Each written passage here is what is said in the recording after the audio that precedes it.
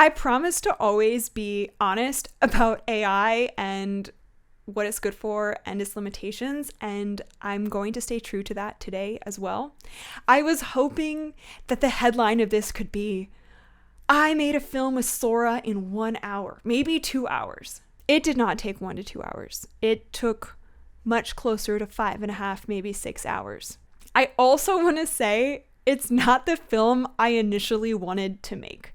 So let's get into it. Hi, I'm Katya Alexander, and this is Real Intelligence, the podcast where we talk about film and AI. For those of you who don't know me, I've been a producer in the film industry for 10 years, and I've been working for 12. I sold a film to a Bamarama, and I had a feature premiere at South by Southwest and end up winning. It was later sold to IFC and became a trending film on Hulu. I also worked in the Las Vegas Sphere, which is a boot camp between the intersection of entertainment and technology. Real intelligence leading the way. AI insights, it's what you crave. Real intelligence, turn up the light. Stay informed all through the night. In this episode, I am going to make a short film using Sora. When I was testing out Sora, one of the presets I really liked was the paper mache preset, where you could essentially make an animation out of paper mache using Sora. And I came up with this whole idea. Okay, it's going to be a fox walking through a snowy forest. He's so cold, and he spots a hare. And the hare is running to his little warm nook. And the fox really wants to join him because he's so cold. And the hare leaves to go get some more firewood. And then that's when he sees the fox. And in the end, he invites the fox into his little nook. And they sit by the warm fire being friends. Spent like an hour and a half on this with Sora, and I didn't get a single usable clip. Like literally not a single usable clip. I tried getting close-ups, I tried getting wides, I tried just like doing it all in one go and like keyframing it. Nothing would work. If I did another shot, it would change the paper mache style so intensely, I couldn't ever generate more than one shot. This movie would have had to have been 20 seconds and generated in one go using Sora, which wasn't working. I mean, the fox had 2 heads at times. Sometimes the hare was like a rabbit with the fox's head. No emotional understanding of what I was going for. I tried having a keyframe at every single second. That didn't work. So then I tried having like as little keyframes as I could do. That didn't work. And it wasn't not working because it wasn't exactly the clip I was going for. It wasn't working because the fox's tail was also its head for some reason. And like I said, the hare would have like a fox's head. And then like I said, if I tried to generate another clip, it would be such a wildly different style that I like wouldn't be able to use it. The only way to do this would literally be to do it all in one go, which wasn't working. So after some extreme frustration, and I was a little sleep deprived too, so I was even more frustrated, I decided I'm just gonna pivot. Clearly, this is not working. Other thing I had tested on Sora was its archival footage.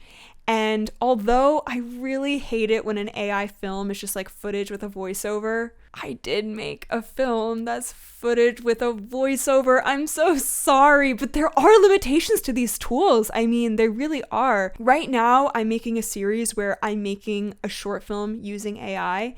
And to do that, I have to use like 30 different programs. I have to use After Effects. I have to rotoscope, use Photoshop. I have to use so many different apps to be able to do what I want to do. It's taking me, at the moment, it's been 2 months and I still haven't finished this film. I'm anticipating another 2 to 3 months before I am actually finished, compared to I really just wanted to sit down and see if I could make a short film from beginning to end in one sitting using these tools. So I made a film about archival footage of outer space.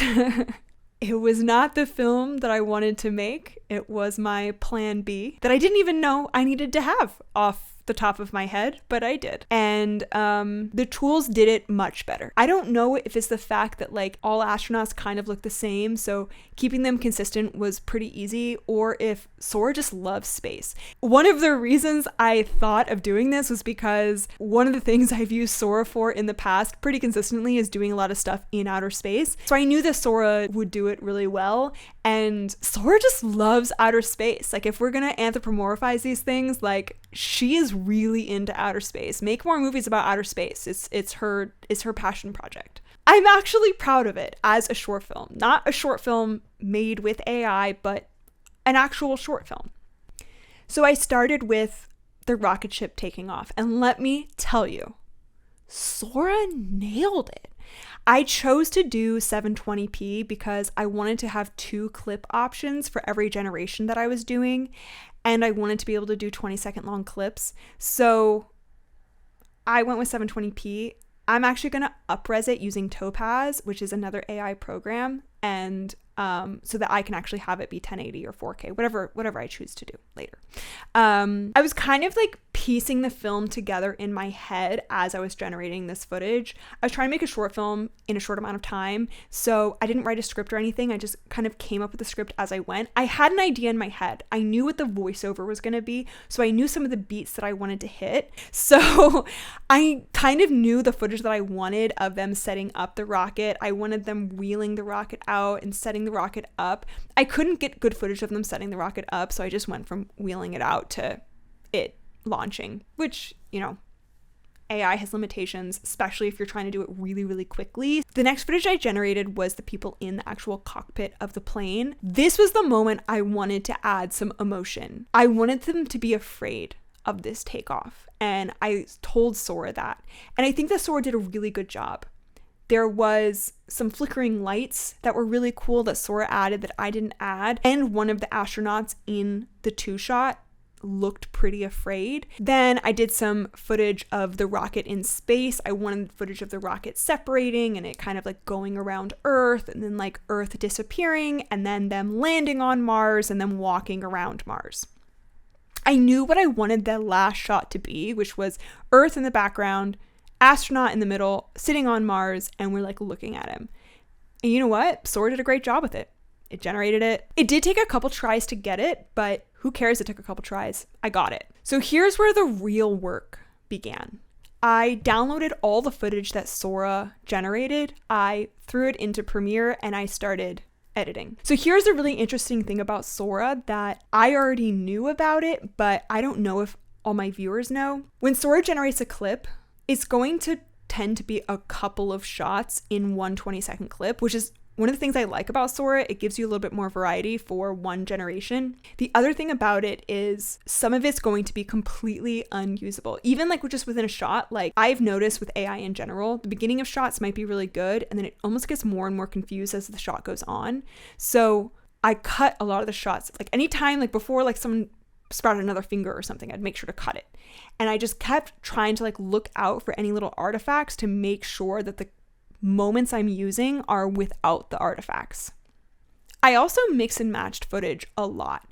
So like when I generated something from space, there might be a couple things that I can use, like a couple little clips within the single clip generation that I might use for the beginning, or just mixing it around as much as I possibly could. I wasn't looking at the footage as like, this needs to be in order, I'm piecing a story together. I looked at it as really raw elements I could do something with. So I pretty much put it all into a timeline, and I pulled out the little tiny moments I could use from each and every little clip. And I organized it into like what was happening in it. I was like, okay, these are like the wide shots of them setting up the rocket. These are the close-ups of them setting up the rocket. This is the rocket launching. This is like footage of just space and Earth. This is footage of the astronauts in the cockpit. This is footage of them wide on Mars. This is footage of them close up on Mars. These are the things I was considering for the final shot. Some of the stuff in the final shot did not come in the final shot generation. It came at like random times of me trying to generate something else, but for some reason in the middle of the clip, like it was just the perfect shot to add. So it's really important to like keep your mind clear and not be set in knowing exactly how you're going to do it. Let the footage tell you how it should be starting to come together. Once I organized the clips I could actually use, cutting out any artifacting or anything that was just like really, really weird and I didn't have a place for, that's when I started editing it all together and figuring out the pacing. Sora clips are silent, so I sometimes have a really hard time editing silent stuff, but I was able to do it and pace it out in my head. Just keep that in mind when you're using Sora. It's not going to generate with any audio, but that's true for like all video generation. As I was editing stuff together, I was noticing some B-roll that I was missing where I was like, ooh, I'd really like to slow this moment down, and to do that I need shots of blank. So I'd go back into Sora and like generate a couple more shots and be able to place that in the film. I think that's a unique pro of like making a film with AI, is the fact that you can always go back and get more shots. It's not like you're in the editing bay and you're like, well, this is what we shot, so like you have to make it work. Once I finally had a picture locked cut, the next thing I wanted there to be audio. I wanted there to be sound. I knew there was going to be a voiceover and I knew how the voiceover was going to fit over it, but I needed there to be a soundscape that the voiceover could go over. Here's where I thought that AI was going to be really helpful, and it was, but not in the way that I thought. I thought that there was a program out there that I could literally just upload a short film and it would just sound design it for me. If that program does exist, I did not find it. So I did not do that. I just sound designed the film. I did use a program that does use AI to help generate sound though. It's called Krotos.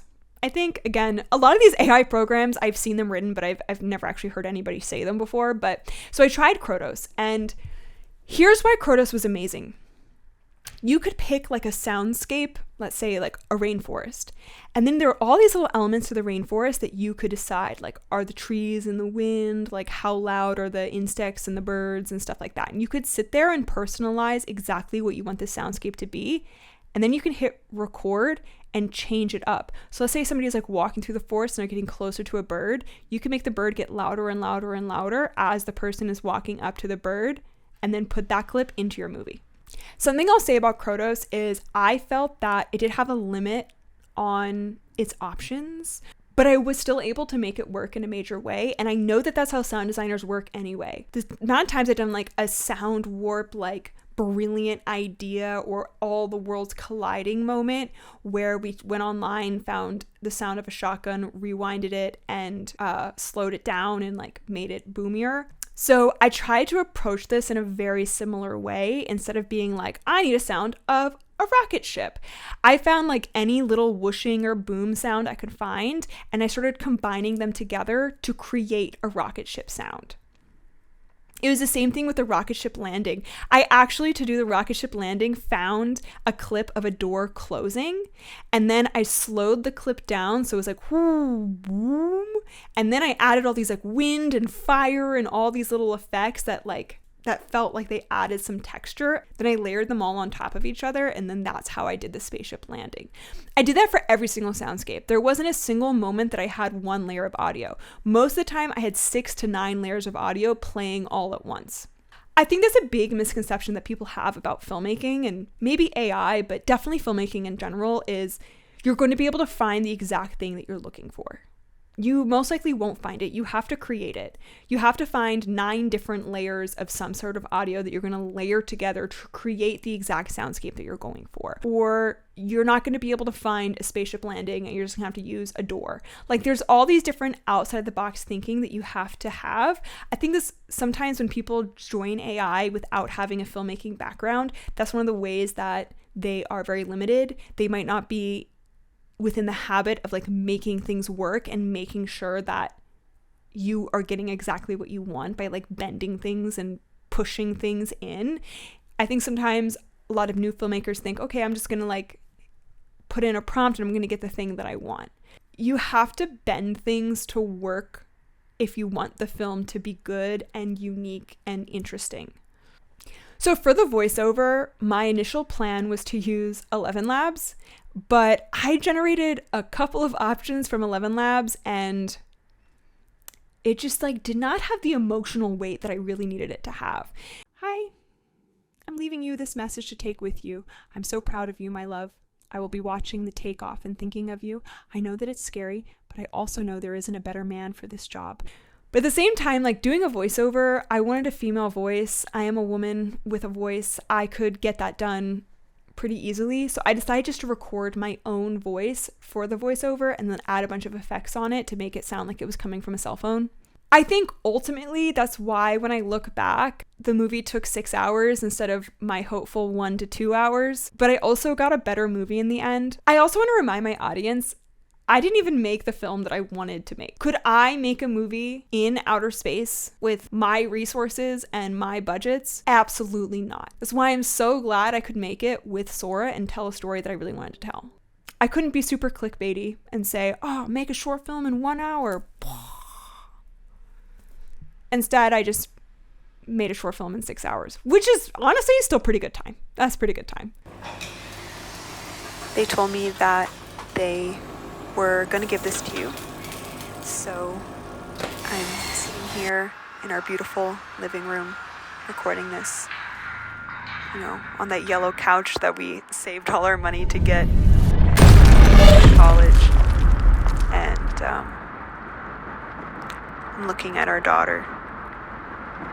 How beautiful she is. How beautiful this thing that we made, this life that we made.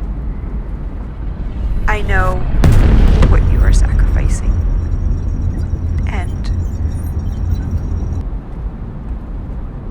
I don't know how to thank you. I don't know if the world knows how to thank you, to be honest. But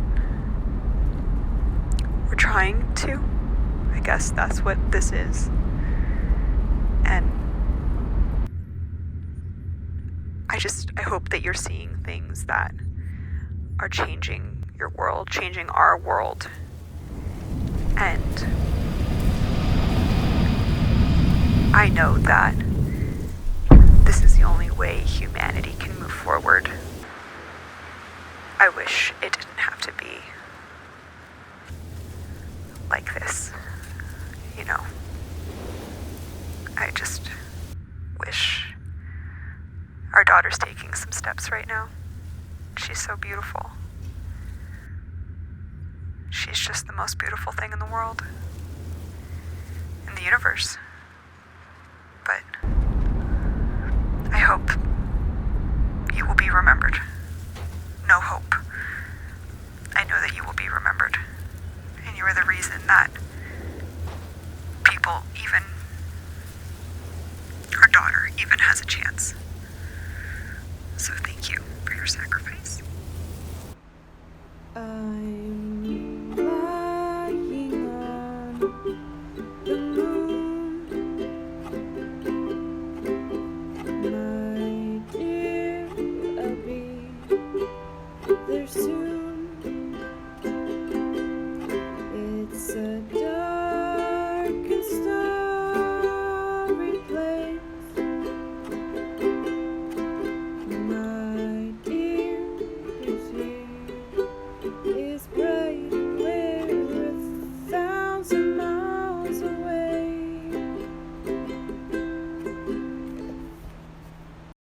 I hope you found this really helpful, and I hope you found it inspiring to like just go and make a story if you could find the tools to help you do it. Keep watching and keep learning, and I'm going to keep learning too.